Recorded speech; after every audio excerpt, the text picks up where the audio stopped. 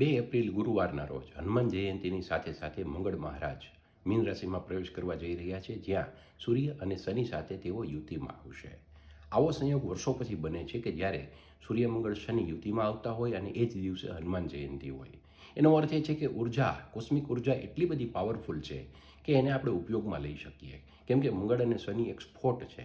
જો એને ચોક્કસ દિશા આપવામાં આવે તો એનો સુંદર રીતે ઉપયોગ કરી શકાય. અને એટલા માટે જ હનુમાન જયંતીના દિવસે કે જ્યારે મંગળ મહારાજ મીનમાં આવી રહ્યા છે, ત્યારે સવારે સ્નાનાદિથી ભરવારી હનુમાનજીની પૂજા અર્ચના કરી ખાસ તેમને ઘઉંના લોટની સુખડી ધરવાની છે અને ત્યારબાદ 3 બજરંગ બાણના પાઠ કરવાના છે. મિત્રો, બાણ એટલા માટે કે એ ગાઈડેડ મિસાઇલ જેવું કામ કરે છે.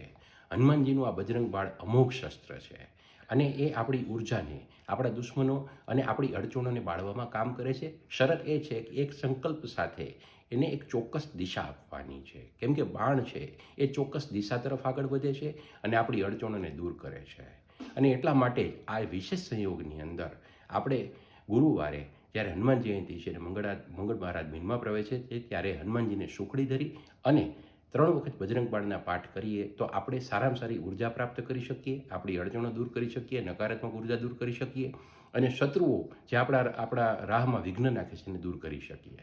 મિત્રો, આ પ્રકારના વિડીયો આપણા ધર્મને આગળ વધારે છે, માટે વધુને વધુ મિત્રો સુધી શેર કરજો અને અમને યુટ્યુબ, ઇન્સ્ટાગ્રામ અને ફેસબુકમાં ફોલો કરજો. Thank you.